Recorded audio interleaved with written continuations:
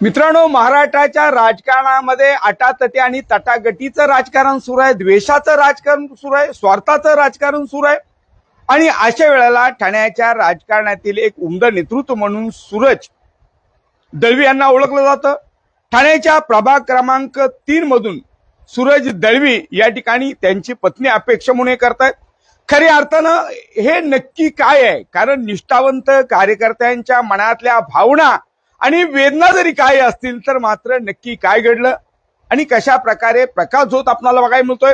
कारण आजचा दिवस आहे तो आज अंतिम दिवस आहे आणि त्या अनुषंगानं खऱ्या अर्थानं अनेक गोष्टी जाणून घेण्यासाठी निर्भीड, निष्पक्ष आणि निर्भीडपणे ठाणे शहरामध्ये तरुणांना योगदान देणारं विविध क्षेत्रात, मग बौद्धविहाराचा प्रश्न असेल, त्याचबरोबर बंजारा समाजाचा प्रश्न असेल, अशा विविध भूमिका बजावणारा एक तरुणांच्या मनातलं उमदं नेतृत्व सूरज दळवी माझ्याकडे आहे. सूरजजी नमस्कार. सूरजजी, महाराष्ट्राच्या राजकारणातली समीकरण आपण बघताय. एकीकडे आपण राड्यांचा महापूर आणि पैशाचा धूर बघतोय. हे सगळं समीकरण बघायला बघतोय. एकीकडे पैशाचा पूर वाहतोय, दुसरीकडे आपण अपक्ष म्हणून अनेक. कारण मला एक पडलेला प्रश्न आहे, आपण आमदार संजय केळकर यांच्या तालमीत झालेलं उमदं नेतृत्व, अनेक प्रश्न आपण मार्गी लावलेला आहे, तरुणांना अनेक व्यसनापासून मुक्त केलेलं आहे. डान्स बार, त्याचबरोबर हुक्का पार्लर, ह्याच्यातून अनेक आपण काम केलेलं आहे. तरी देखील मात्र आपणाला पक्षानं कुठेतरी नाकारलंय. तुम्हाला सांगायला मला बरं वाटेल, आमदार संजय केळकर साहेबांच्या तालमीतला जसं तुम्ही बोलले, तर त्यांच्या तालमीतला हा वाढलेला, गेल्या 15 वर्ष त्यांच्याबरोबर काम केलेला हा पट्टा आहे. पट्टा मी याच्यासाठी बोललो की कारण शेवटी एखाद्या रिंगणात जेव्हा उतरावं लागतं ना, तेव्हा तो कुस्ती खेळणंच ही एक देखील आपला आता सध्या स्थानिक स्वराज्याच्या निवडणुका लागल्यात, तर हे कुस्तीचाच आहे. म्हणून मी तुम्हाला एक पट्टा म्हणतो. केळकर साहेबांचा पट्टा आहे, हा कुठे हार मानणार नाही.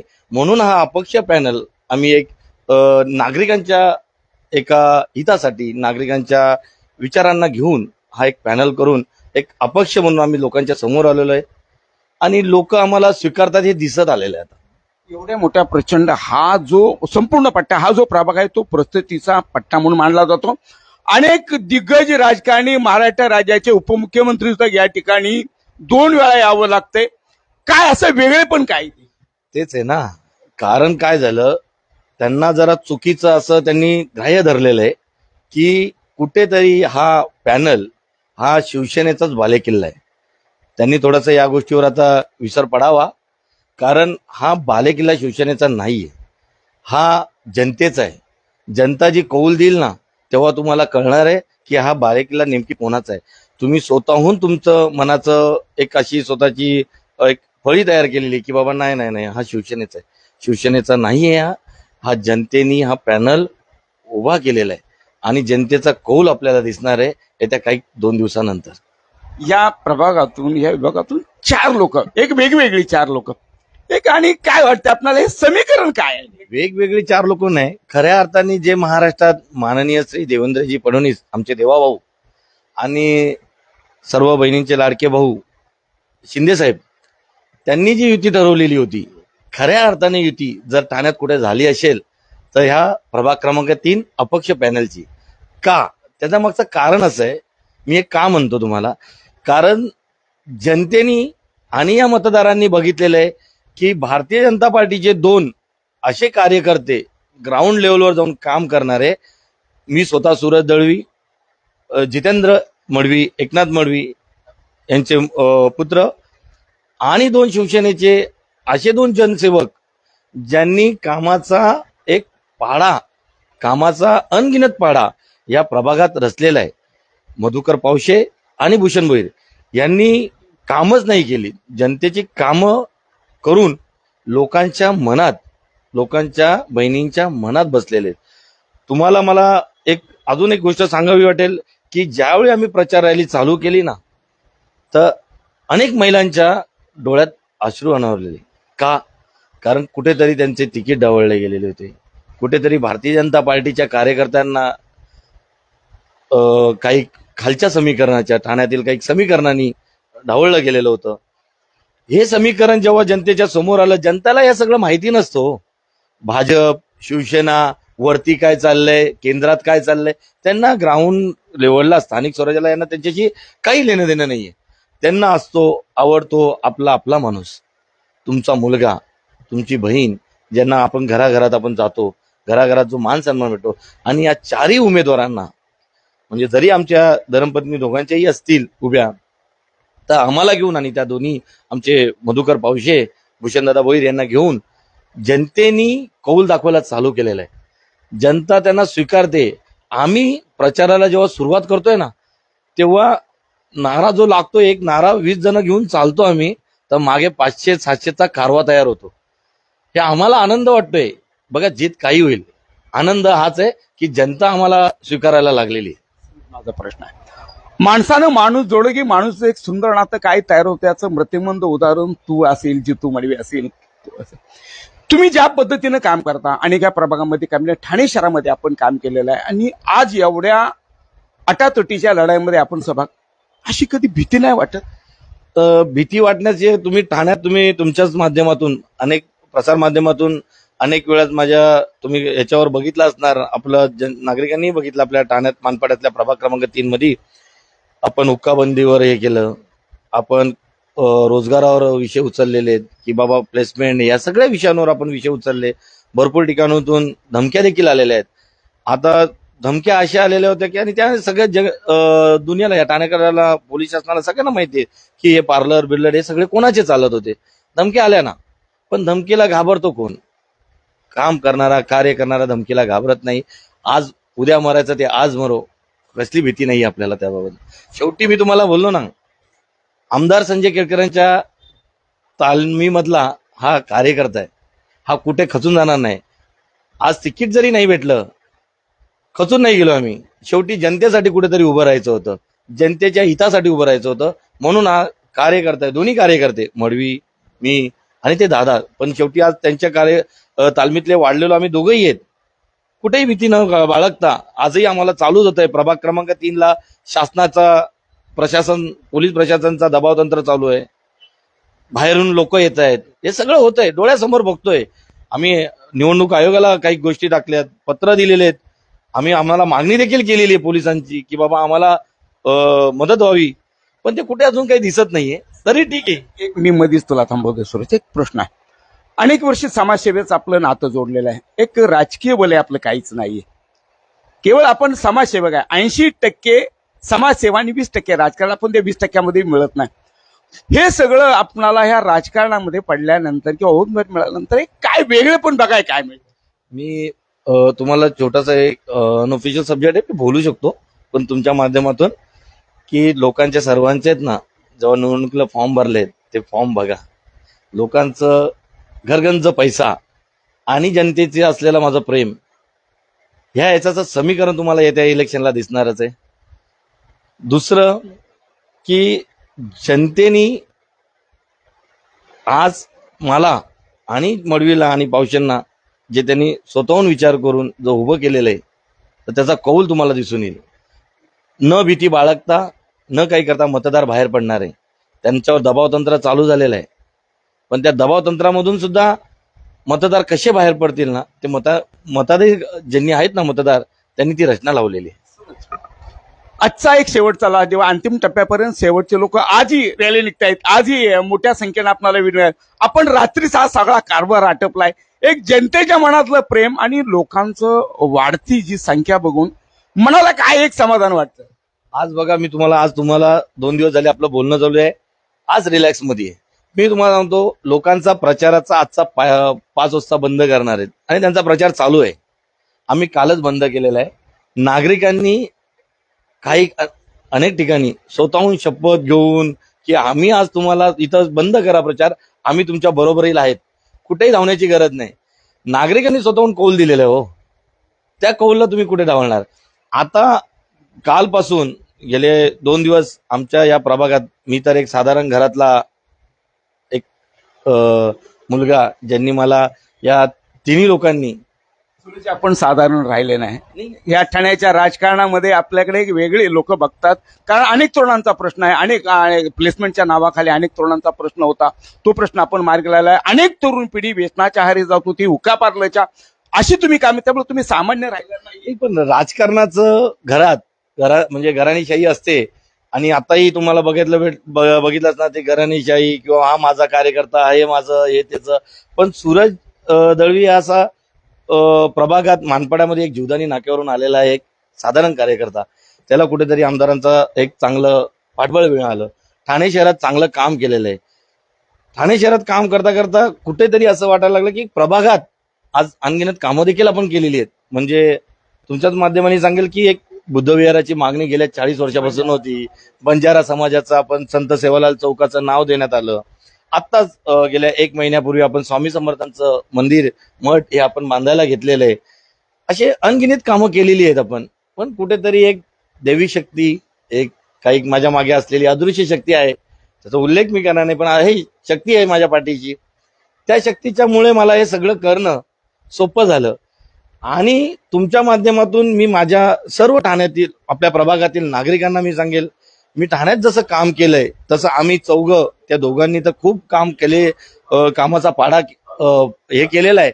पण आम्ही दोघं, मडवी आणि दळवी, आम्ही दोघंही देखील एक चांगलं काम, म्हणजे जे आज नगरसेवक नसताना आम्ही केलेलं आहे, तर नगरसेवक झाल्यावर की या जनतेचा नगरसेवक नव्हून नुसता सेवक बनून कसं काम केलं जातं ना, हे प्रभागाला, या प्रभागातील असलेल्या जे आजी माजी जे कोणी आहेत त्यांना दाखवता येईल आणि मी ते करणार. एकीकडे आता पैशाचा आपण बघतोय की मी काही क्षणापूर्वी राड्यांचा धूर आणि पैशांचा महापूर आहे, एकीकडे पैसे वाटायला आता सुरुवात होईल.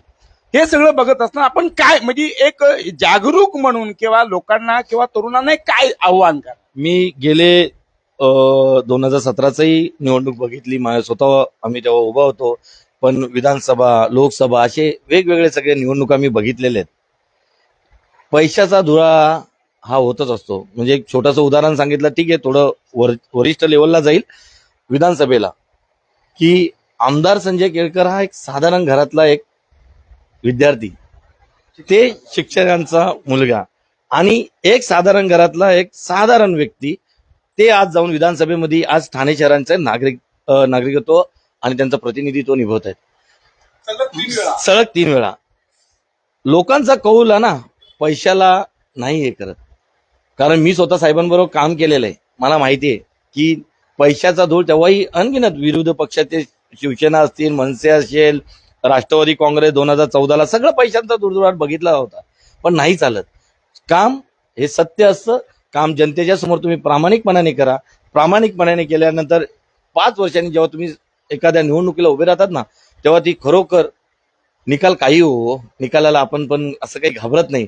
निकाल उद्या, माझ्या चेहऱ्यावर आजही हास्य आहे.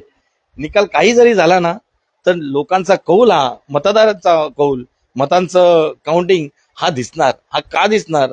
कारण हा केलेल्या कामाचं, लोकांशी असलेली आपुलकी, लोकांशी असलेल्या, मुलांबरोबर असलेलं आमचं एक भावनिकता, हे सगळं घेऊन मी आज गेल्या अनेक वर्ष या प्रभागात काम करतोय. मडवी देखील काम करतायत, आम्ही दोघं, ते दोन्ही माजी नगरसेवक, तेही काम करतायत. म्हणून ती भीती नाहीये की बाबा काय होईल, पैशांचा पाऊस कितीही पडू दे, म्हणजे पैशांचं वादळ जरी आलं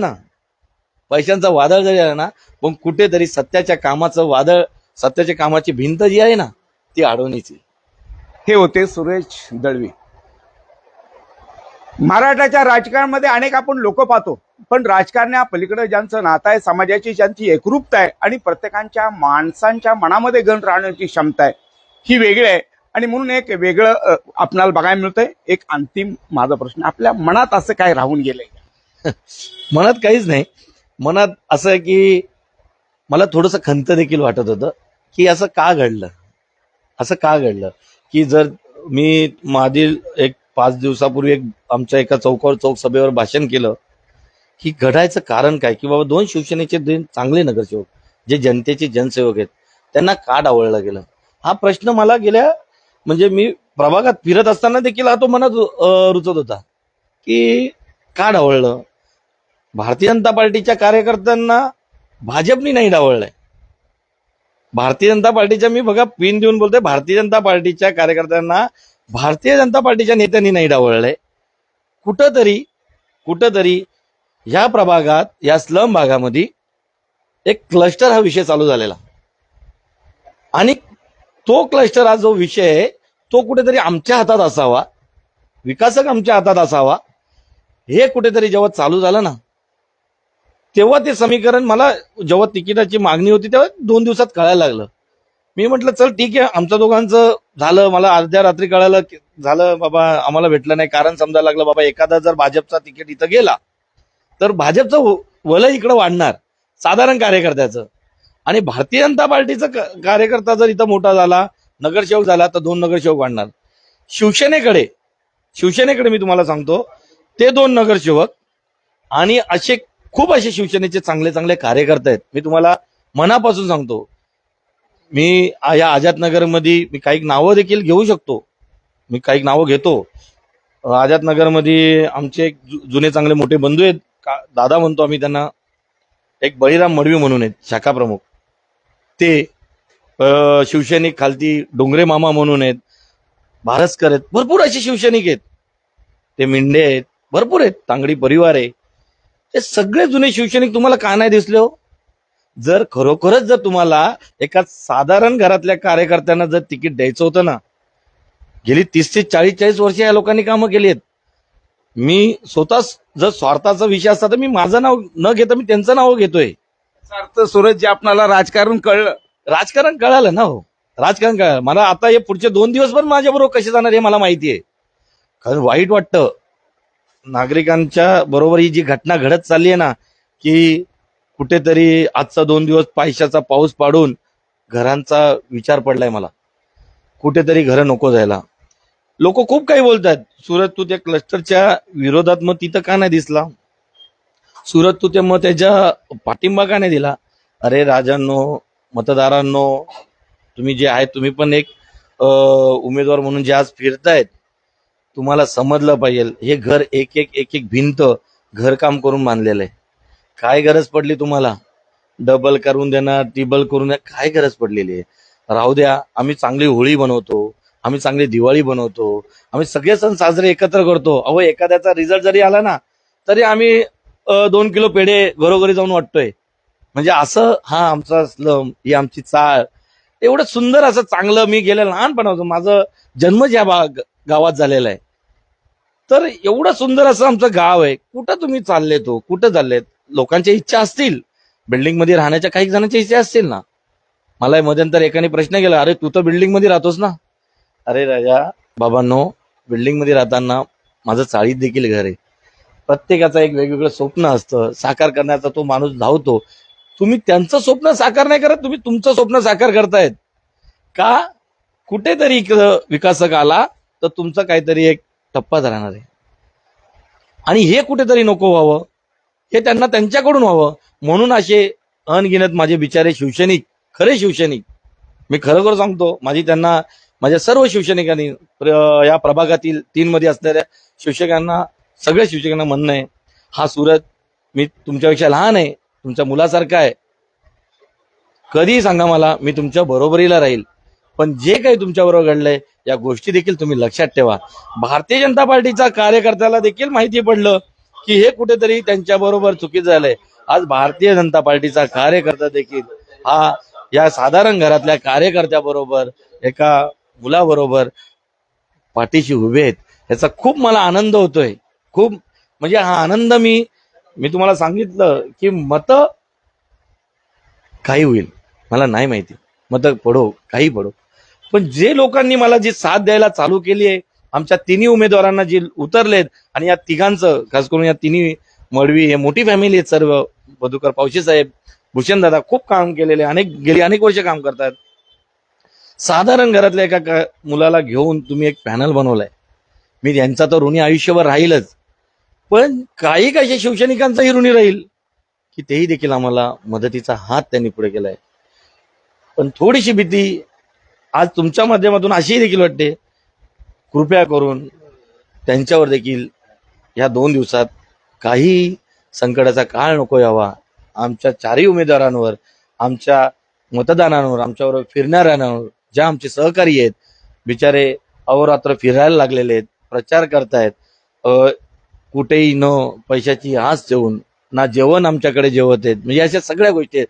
ना नाश्ता मागितला, ना पाणी मागितलं, असे गेले 10 दिवस जे फिरतायत त्यांना देखील काही त्रास नको व्हावा, मतदारांना त्रास नको व्हावा. 15 तारखेला या 26 15 तारखेला जे मतदान होणार आहे, माझी पोलीस प्रशासनाला मी पत्र जरी दिलं असलं तर मनापासून विनंती करतो की खरोखर मतदार बाहेर पडावा, त्यासाठी खरोखर तुम्ही त्यांच्या पाठीशी उभं राहावं ही माझी प्रशासनाला मनापासून विनंती आहे. मी तुमच्या माध्यमातून माननीय जे देवेंद्र फडणवीस साहेब आहेत आणि आमचे ठाण्यातले पालकमंत्री शिंदे साहेब तुमच्या आज याच माध्यमातून जर तुम्ही खरोखर ही जर व्हिडिओ बघितली तर माझं शेवटचं तुम्हाला एक बोलणं आहे, साहेब हे चारही उमेदवार जे उभे आहेत हे जनतेसाठी उभे आहेत.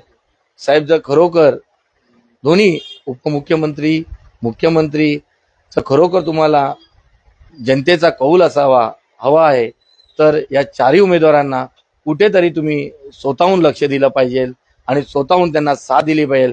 कुठेही इथं पैशाचा पाऊस न पडता, कुठेही इथं दबंगगिरी दादागिरी न होता मतदारांनी कोणत्याही उमेदवारांना मतं द्यावी, मला काही प्रॉब्लेम नाही या गोष्टीचं. पण साहेब तुम्ही या प्रभागावर तुमचं बारकाईने लक्ष आहे, माहिती पडलं साहेब तुम्ही खूप चांगलं कार्य करताय दोघंही. पण हेच तुमचे 4 भाऊ आहेत, 2 मुली आहेत, 2 बहिणी आहेत, अपक्ष म्हणून उभे आहेत. कुठेतरी साहेब तुमची साथ दोघांची सीएम आणि उपमुख्यमंत्री असावी हीच आपल्या नवकेसरी माध्यमातून मी सांगतो. साहेब लक्ष द्या, प्रभाग क्रमांक 3 हा जनतेचा आहे, हा महायुतीचा आहे, खरोखर अपक्ष पॅनल हा महायुतीचा आहे. हा तुम्ही बघता येईल येणाऱ्या 16 तारखेला साहेब खरोखर जो झेंडा उचलेल हा महायुतीतलाच खरोखर जनतेचा असणार हे तुम्हाला दिसून येणार आहे साहेब. आणि म्हणून आपण पाहिलं निर्भीड निपक्ष आणि त्याचबरोबर आपण समाजाचे देणवत्या भावनेतनं काम करणारे सूरज दळवी तुमच्या आमच्या मनात खऱ्या अर्थानं अनेक वर्ष घर करून राहतील. पण मात्र प्रभाग क्रमांक 3 मधून आज ज्या पद्धतीने आपण त्यांची मुलाखत घेतली, सत्याला साथ आणि अन्यायाला लाथ मारणाऱ्या या व्यक्तीचा मात्र प्रवास तुमच्यापर्यंत पोहोचवण्याचा नवकेसरीचा छोटासा प्रयत्न. Cameraman Tanmay पाटीलचा reporter Sagar Patil, Thane.